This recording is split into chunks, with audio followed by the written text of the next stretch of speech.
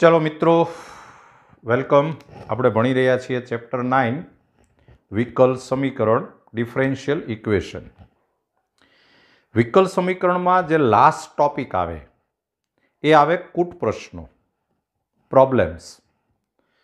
કૂટ પ્રશ્નોમાં શું હોય કે તમને એક સમ આપ્યો હોય, એક રકમ આપી હોય, શબ્દોમાં આપ્યું હોય, વર્ડ્સમાં આપ્યું હોય। તમારે સૌથી પહેલા એ સમ વાંચી અને એની ઉપરથી ડિફરન્શિયલ ઇક્વેશન બનાવવાનું, વિકલ સમીકરણ બનાવવાનું અને પછી એને સોલ્વ કરવાનું। અને એ સોલ્વ કરવામાં આપણે અત્યાર સુધીમાં જે કોઈ રીતો શીખ્યા, જે મેથડ શીખ્યા, એ બધી જ મેથડનો આમાં યુઝ આવશે। એટલે આમાં એક જનરલ પ્રેક્ટિસ થઈ જાય। કોઈ નવા સૂત્રો, નવા ફોર્મ્યુલા એવું કાંઈ નથી, ખાલી પ્રેક્ટિસ જ કરવાની છે। વિકલિતના ઉપયોગો, એપ્લિકેશન ઓફ ડેરિવેટિવ્સ, એની જરૂર પડશે, એટલે થોડાક એ સૂત્રોની આપણે જરૂર પડવાની છે। તો આપણે સ્ટાર્ટ કરીએ। તમને પ્રેક્ટિસ માટે એક્સરસાઇઝ 9.4 એના આપણે અમુક સમ કરીએ છીએ। એમાં સમ નંબર 17 સમ તમે વાંચ્યો હશે। સમની અંદર એવું લખેલું છે કે કોઈ એક વક્રના સ્પર્શકનો ઢાળ અને સ્પર્શ બિંદુનો વાયયામ એનો ગુણાકાર સ્પર્શ બિંદુના એક્સયામ જેટલો છે અને તમારે એ વક્ર છે એ 0-2 માંથી પસાર થાય છે અને તમારે એ વક્રનું સમીકરણ શોધવાનું છે। Multiplication of y coordinate of point of contact and slope of tangent of the curve is equal to x coordinate of point of contact. The curve is passing through 0-2 and you have to find equation of curve. તો તમને જે પહેલું જે sentence લખેલું હોય એની ઉપરથી તમને પહેલા વિકલ સમીકરણ મળે, ડિફરન્શિયલ ઇક્વેશન મળે। એટલે પહેલું સેન્ટેન્સ જો તમે વાંચો તો સ્પર્શકનો ઢાળ એટલે તમને ખબર છે dy by dx, slope of tangent it is dy by dx। તો એનો વાયયામ, સ્પર્શ બિંદુનો વાયયામ અને ઢાળ એનો ગુણાકાર એક્સયામ જેટલો છે।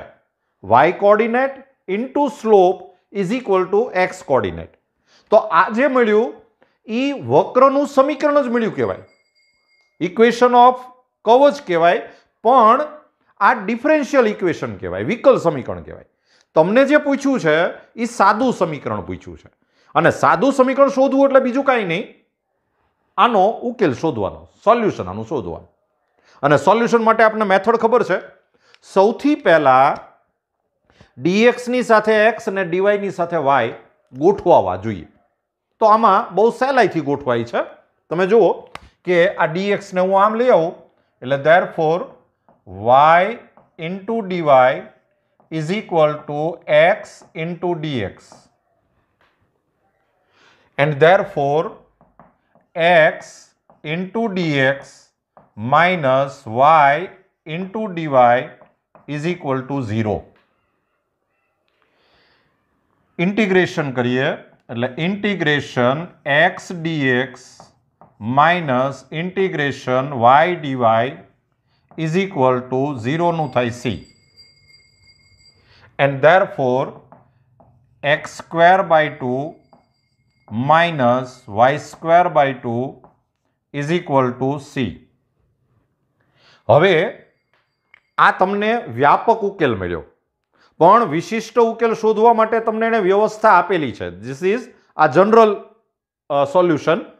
પર્ટિક્યુલર સોલ્યુશન શોધવા માટે તમને આપ્યું છે કે વક્ર છે એ 0-2 માંથી પાસ થાય છે। એનો મતલબ એવો થયો કે જ્યારે x ઇઝ ઇક્વલ ટુ 0 ત્યારે y ઇઝ ઇક્વલ ટુ -2 છે।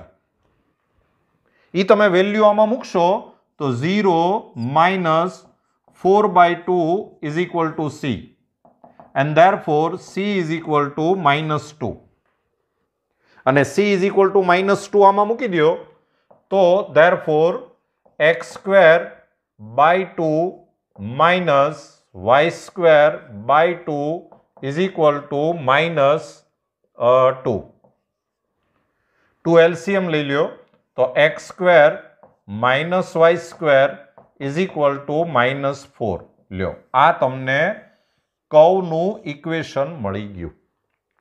આમાં હજી આગળ ક્વેશ્ચન પૂછ્યો નથી, નહીં તો તમને x કોઓર્ડિનેટ આપે ને y પૂછે અથવા તો y આપે ને x પૂછે. પણ અત્યારે આ આન્સર આવી ગયો છે, જોઈ લો.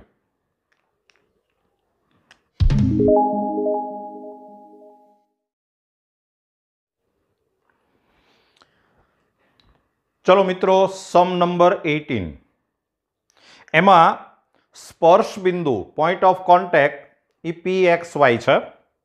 એક અનધર બિંદુ આપેલું છે Q-4 -3 અને તમે સેન્ટેન્સ વાંચશો તો વક્રના સ્પર્શકનો ઢાળ એટલે કે dy/dx એ આ બે બિંદુને જોડતી રેખાના ઢાળ કરતા બમણો છે. આ બે બિંદુને જોડતી રેખાનો ઢાળ એટલે રેખા PQ નો ઢાળ શોધવો હોય તો y2 - y1 છેદમાં x2 - x1 એટલે y + 3 upon x + 4 એ આ રેખા PQ નો ઢાળ થયો અને આ સ્પર્શકનો ઢાળ એ આ ઢાળ કરતા બમણો છે. એટલે આ તમને વિકલ સમીકરણ મળી ગયું. Slope of tangent is twice the slope of line PQ. This is slope of line PQ, y2 - y1 upon x2 - x1. તો આ તમને ડિફરન્શિયલ ઇક્વેશન મળ્યું અને હવે તમારે વક્રનું સાદું સમીકરણ શોધવાનું છે, સિમ્પલ ઇક્વેશન ફાઇન્ડ કરવાનું છે, એટલે કે આનો ઉકેલ શોધવાનો છે, સોલ્યુશન. તો dx ની સાથે x અને dy ની સાથે y તમે અરેન્જ કરો તો તમારે શું કરવું પડશે કે આ y + 3 આ સાઈડ લઈ લ્યો એટલે therefore 1 upon y + 3 into dy is equal to 2 upon x + 4 into dx, and therefore 2 upon x + 4 into dx minus 1 upon y + 3 into dy is equal to 0. Integration करो तो therefore 2 into integration 1 upon x + 4 dx minus integration 1 upon y + 3 dy is equal to c.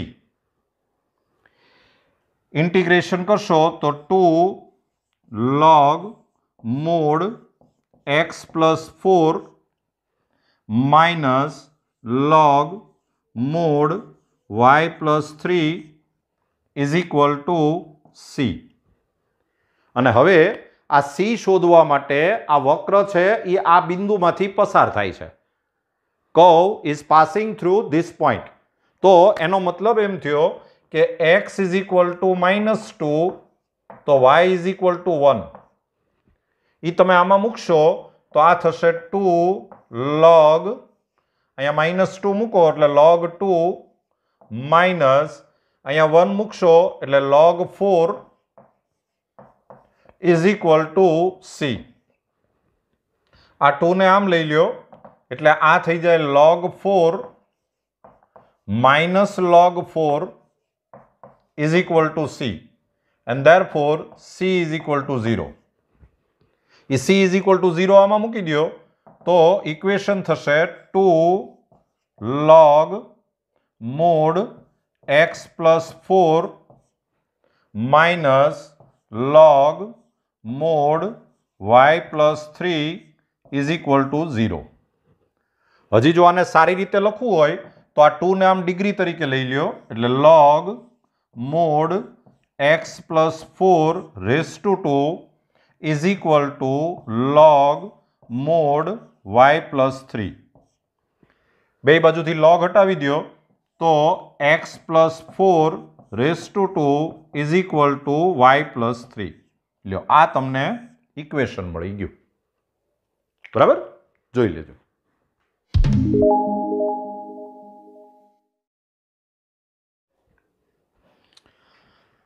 ચાલો મિત્રો, સમ number 19. એક બલૂનનું ઘનફળ ચોક્કસ દરથી વધે છે એટલે કે ઘનફળ વધવાનો દર અચળ છે. પછી t બરાબર 0 હોય ત્યારે r ઇઝ ઇક્વલ ટુ 3 છે ત્રિજ્યા, અને t ઇઝ ઇક્વલ ટુ 3 હોય ત્યારે r ઇઝ ઇક્વલ ટુ 6 છે. તો તમારે t સમયે ત્રિજ્યા શોધવાની છે. Rate of change of volume of a balloon is constant. These two values are given and you have to find radius at time t. તો તમારે સૌથી પહેલા આવું ધારવું પડે કે ધારો કે t સમયે ઘનફળ બરાબર v અને ત્રિજ્યા is equal to r. Suppose volume at time t is equal to v and radius is equal to r. તો હવે rate of change of volume, ઘનફળ વધવાનો દર, તો એને કહેવાય dv બાય dt, અને એ કોન્સ્ટન્ટ છે, અચળ છે, એટલે ઇઝ ઇક્વલ ટુ k. તો આ તમને વિકલ સમીકરણ મળી ગયું, ડિફરન્શિયલ ઇક્વેશન મળી ગયું.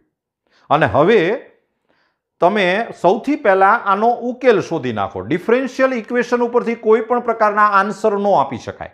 તમારે પહેલા આની ઉપરથી સાદું સમીકરણ શોધવું પડે, સિમ્પલ ઇક્વેશન શોધવું પડે, અને પછી જ આપણે બધા આન્સર આપી શકીએ.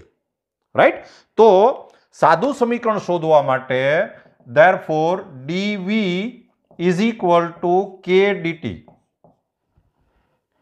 and therefore 1 dv minus k dt is equal to 0. Integration करो तो integration 1 dv minus k integration 1 dt is equal to c, and therefore v minus kt is equal to c. Right? હજી આપણે એક કામ કરીએ. આમાં રેડિયસનો યુઝ છે. તો બલૂનનું ઘનફળ v is equal to 4/3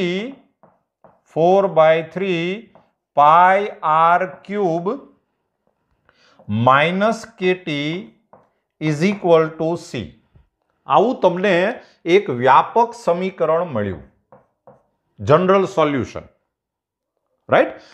હવે આની અંદર અચળ બે છે, k અને c. એટલે જો તમારે વિશિષ્ટ ઉકેલ શોધવો હોય, પર્ટિક્યુલર સોલ્યુશન શોધવું હોય, તો તમારે પહેલા બે અચળ શોધવા પડે, આ બે કોન્સ્ટન્ટ શોધવા પડે. અને એના માટે તમને t અને r ની બે પેર આપેલી જ છે. તમે જુઓ, સૌથી પહેલા t ઇઝ ઇક્વલ ટુ 0 ત્યારે r ઇઝ ઇક્વલ ટુ 3 એ આપણે આમાં મૂકીએ. તો આ થશે 4/3 pi into r cube એટલે 27 minus 0 is equal to c, and therefore c is equal to 36 pi. Right? હવે તમે બીજી વેલ્યુ મૂકો કે t is equal to 3 ત્યારે r is equal to 6.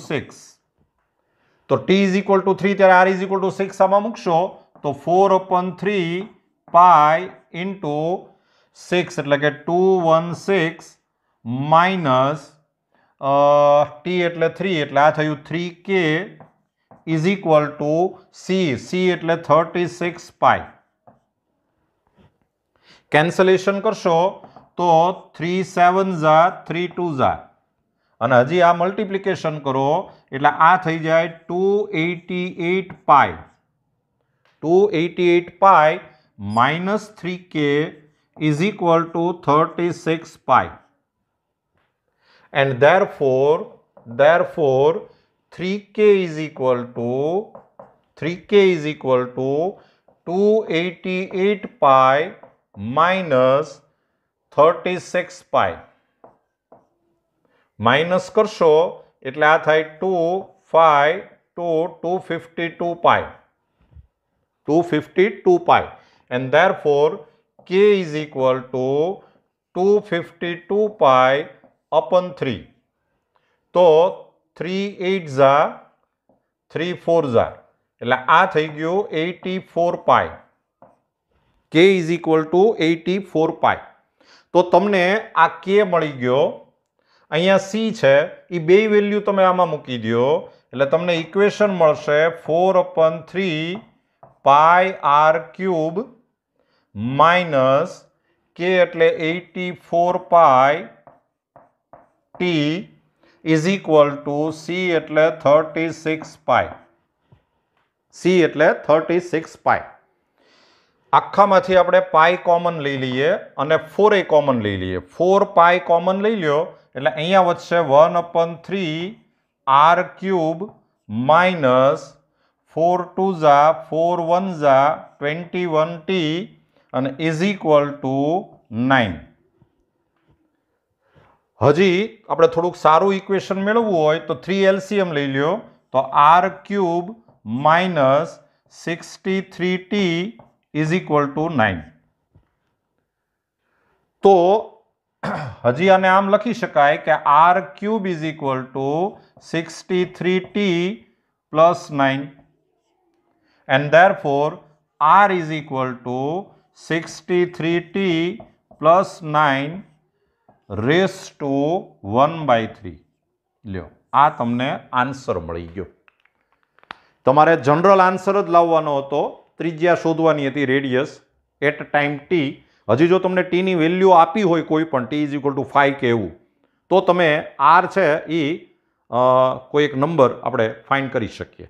અત્યારે આ આન્સર કહેવાય. જોઈ લો.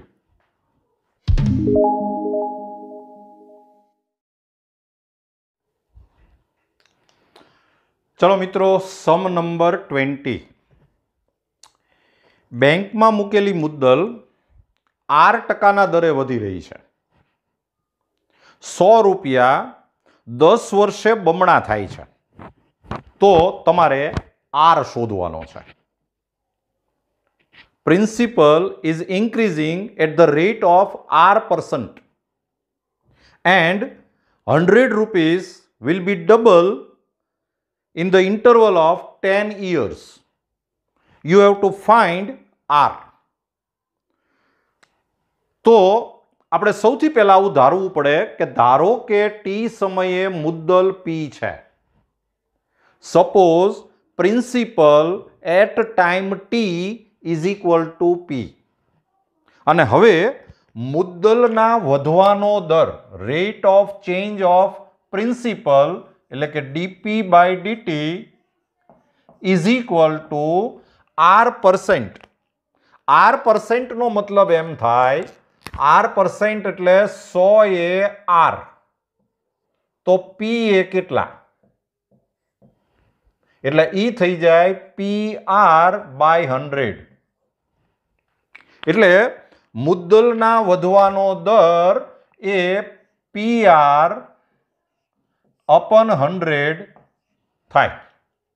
Rate of change of principal is equal to PR upon 100.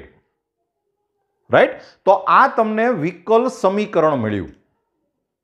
તમારે સૌથી પહેલા આની ઉપરથી સાદું સમીકરણ મેળવવાનું એટલે કે સોલ્યુશન મેળવવાનું અને ત્યાર પછી જ આગળનો સમ વાંચવાનો. બાકીના પ્રશ્નો આપણે પછી જ આપણે એના આન્સર આપી શકીએ. તો આપણે આને આમ એરેન્જ કરી દઈએ કે DP by P is equal to R upon 100 dt and therefore dP by P minus R upon 100 dt is equal to 0. Integration करो तो integration dP by P minus R upon 100 integration 1 dt is equal to C and therefore log mod P minus R upon 100 T is equal to C. આ તમને સાદું સમીકરણ મળ્યું છે. આની અંદર C અને R એ બે અચળ છે, કોન્સ્ટન્ટ છે. રાઈટ? હવે આપણે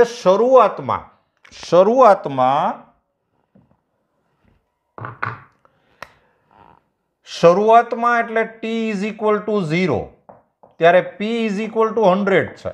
આપણે શરૂઆતમાં 100 રૂપિયા મૂકીએ છીએ બેંકમાં એટલે શરૂઆતમાં એટલે t is equal to 0.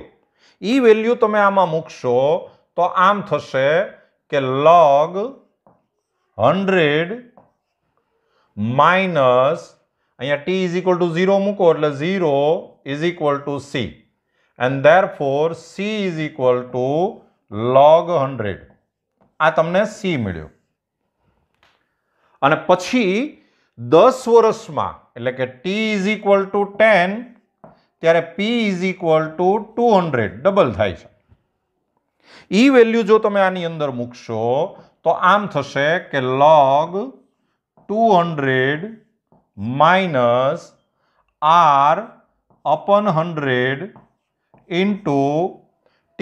t એટલે 10 and is equal to c એટલે log 100.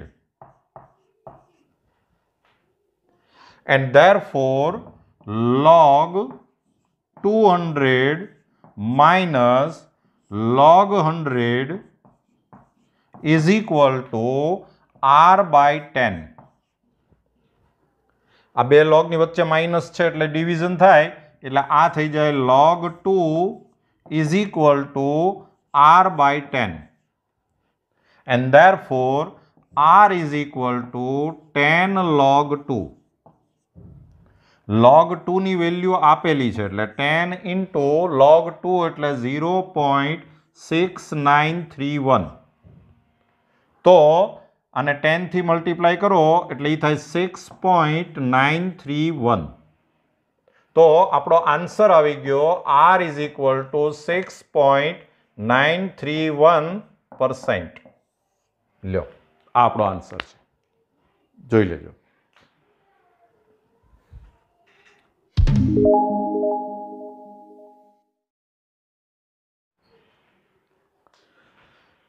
चलो मित्रों सम नंबर 21 बैंक में मूकेली थापण एटले के मुद्दल प्रिंसिपल 5% दरे वधी रह्यु छे. Rate of change of principal is equal to 5%.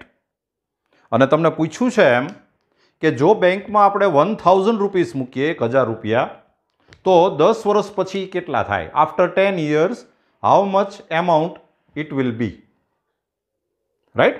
तो सौथी पहला આપણે એમ ધારીએ કે ધારો કે t સમયે મુદ્દલ is equal to p. Suppose principal at time t is equal to p અને મુદ્દલના ફેરફારનો દર એટલે dp by dt is equal to 5%. 5% એટલે 5 into p upon 100 राइट.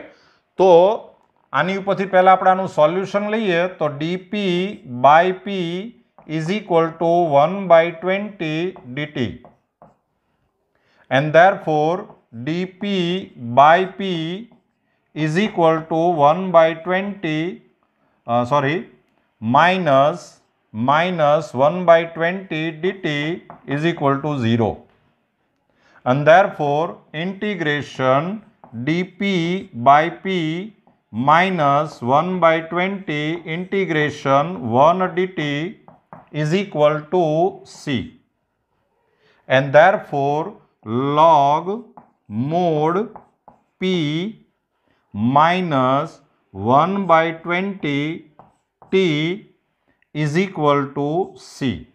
આ આપણને સાદું સમીકરણ મળ્યું પણ એમાં હજી એક અચળ છે c જે આપણે શોધવો પડે. તો એના માટે આપણને ખબર છે કે શરૂઆતમાં એટલે જ્યારે t ઇઝ ઇક્વલ ટુ 0 ત્યારે p ઇઝ ઇક્વલ ટુ 1000 છે.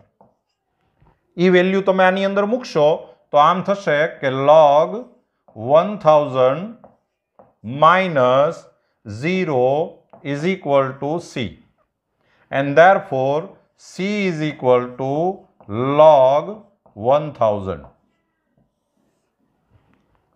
રાઈટ. હવે પ્રશ્ન એમ છે કે 10 વર્ષ પછી રકમ કેટલી હશે એટલે તમારે આફ્ટર 10 years એટલે t ઇઝ ઇક્વલ ટુ 10 ત્યારે તમારે p શોધવાનો છે. તો એ વેલ્યુ તમે આમાં મૂકશો તો આમ થશે કે ધેરફોર log મોડ આ p તો શોધવાનો છે માઇનસ 1/20 ઇન્ટુ t એટલે 10 ઇઝ ઇક્વલ ટુ c એટલે log 1000 and therefore આને આપણે આમ ગોઠવી દઈએ કે log mod p upon 1000 is equal to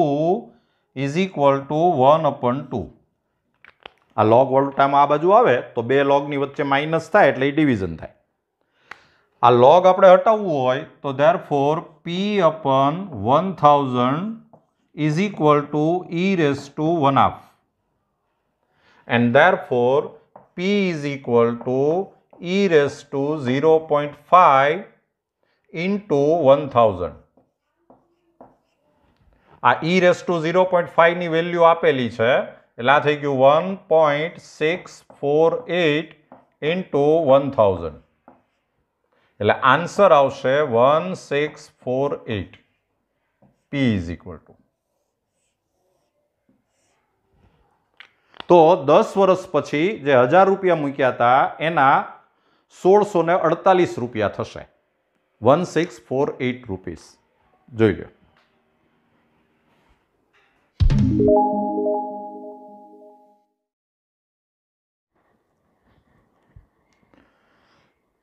ચાલો મિત્રો, સમ નંબર 22. બેક્ટેરિયાની સંખ્યા, બેક્ટેરિયાનો વૃદ્ધિ દર એની સંખ્યાના સમપ્રમાણમાં છે. શરૂઆતમાં 1 લાખ બેક્ટેરિયા છે તો 2 લાખ થતાં કેટલો સમય લાગશે? Rate of change of number of bacteria is proportional to bacteria at present. At time t is equal to 0, the number of bacteria is 1 lakh. Then how much time it will be? The number of bacteria should be 2 lakh. Right? તો આપણે સૌથી પહેલા t સમયે બેક્ટેરિયાની સંખ્યા n ધારી લીધી. હવે બેક્ટેરિયાનો વૃદ્ધિ દર, rate of change of number of bacteria, તો dn by dt. dn by dt varies as n and therefore dn by dt is equal to kn, where k is constant, and therefore dn by n is equal to k dt, and therefore dn by n minus k dt is equal to 0. Integration करिए तो therefore integration dn by n minus k integration 1 dt is equal to 0, and therefore log mod n minus kt is equal to c. તો આ આપણને general solution મળ્યું. હવે તમારે શરૂઆતમાં એટલે જ્યારે t is equal to 0 ત્યારે બેક્ટેરિયાની સંખ્યા n is equal to 1 lakh છે. એ વેલ્યુ તમે જો આની અંદર મૂકશો તો આમ થશે કે log mod 1 lakh minus t is equal to 0 મૂકો એટલે 0 is equal to c, and therefore c is equal to log mod 1 lakh. આ આપણને c મળી ગયો. અને હવે તમને એણે એવું પૂછ્યું છે કે હજી આપણે આ k શોધવો પડે, અને એના માટે તમને એણે એવું કીધું છે કે હવે 2 કલાકે એટલે જ્યારે t is equal to 2 ત્યારે બેક્ટેરિયાની સંખ્યા આના કરતાં 10% વધી જાય છે. એટલે 1 લાખ તો હતી જ, 1 લાખ હતી, પણ એમાં એના 10% 10%, એટલે કે 10,000 વધી જાય છે. એટલે n ઇઝ ઇક્વલ ટુ થાય 1,10,000. એ વેલ્યુ જો તમે આની અંદર મૂકો તો આમ થઈ જાય કે log mod 1,10,000 minus t is equal two 2 એટલે 2k is equal two c એટલે log mod 1,000. 1 lakh, sorry, 1,10,000, this is 1 lakh. આ log ને આ બાજુ લઈ આવો એટલે therefore log 11/10 is equal to 2k. આ 1,10,000 upon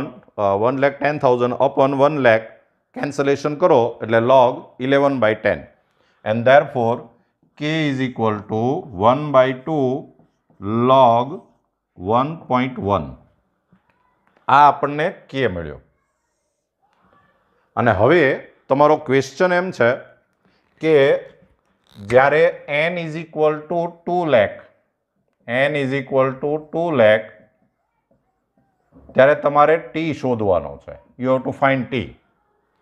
તો એ વેલ્યુ તમે આમાં મૂકશો તો therefore log mod 2 lakh minus k એટલે 1/2 log 1.1 અને into t is equal two c એટલે log 1 lakh.